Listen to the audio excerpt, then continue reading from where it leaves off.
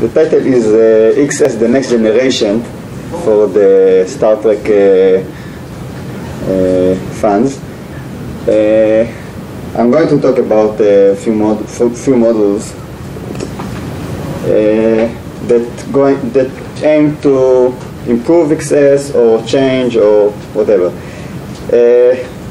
We have XS, but everybody claims that it's hard. It's not hard. That the syntax is simple.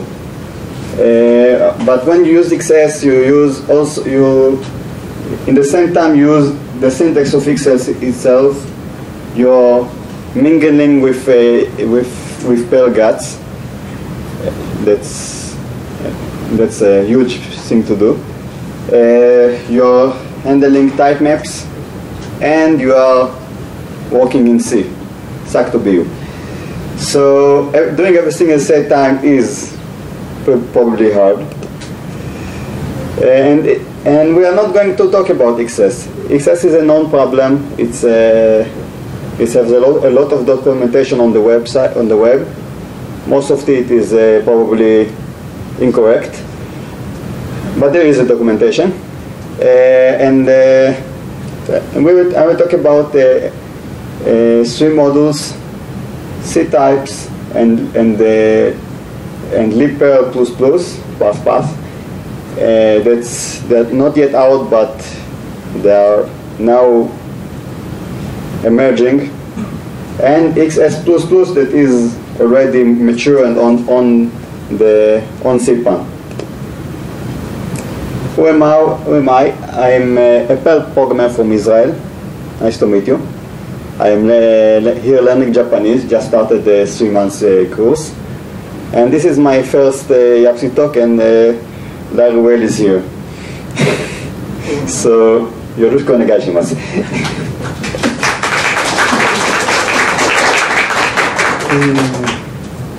Okay, so what is Ctypes? Ctypes is a port from Python Ctypes. It's an interface to call C function directly from Perl without making an XS DLL to do the work for us. It's not on CPAN yet, but it is useful. It's working. And let's jump to the code. All this huge line does uppercase for 1 character.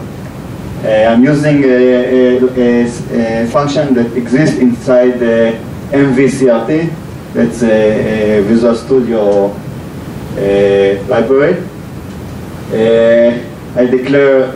I want the function to upper, and I declare its signature. We'll talk about it later, and then pass it the numeric for small y, and get the numeric for large y. I need to convert it back to character. That's the same, just in a lot more words, and it's equivalent.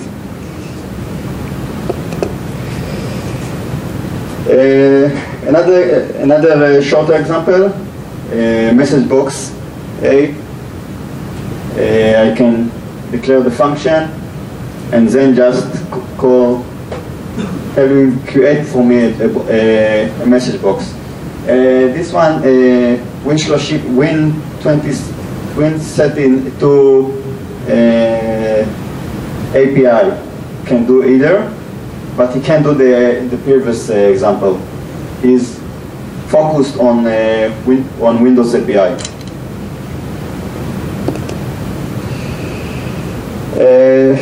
You saw this. You see. There's a signature in the end of the line of a lot of PEG style character, and the signature is pretty simple. First character is the type of the call. If you would catch a long time assembler programmer, it will explain, or me, he will explain the difference between them. but the first one is for Windows API used, and the second is C function used for the most time. And the second character is the return type, and the rest arguments. And here is a short list of built-in arguments. We can build types. Simple types can be built easily. Here is an example of array of shorts, of unsigned shorts. We can do multi-dimensional array.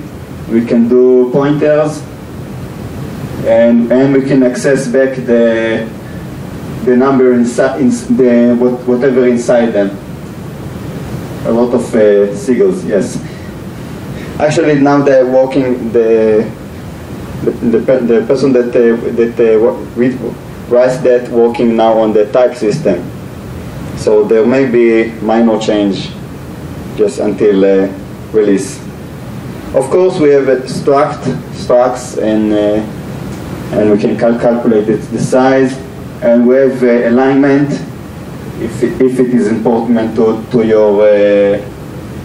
your platform. It is actually an implementation details. You take the C header file and can convert it to your convert it so you can call it using this syntax, using Perl. And nothing is complete without the callback. That's where most of the calling libraries fall. Here is the declaration of a callback. And we do a sort, a simple sort using the qsort,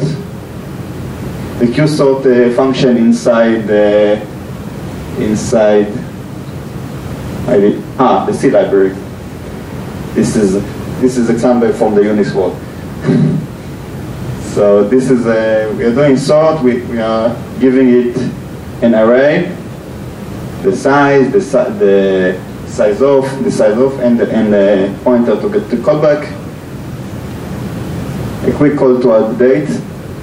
That may change, and we get the array sorted in place.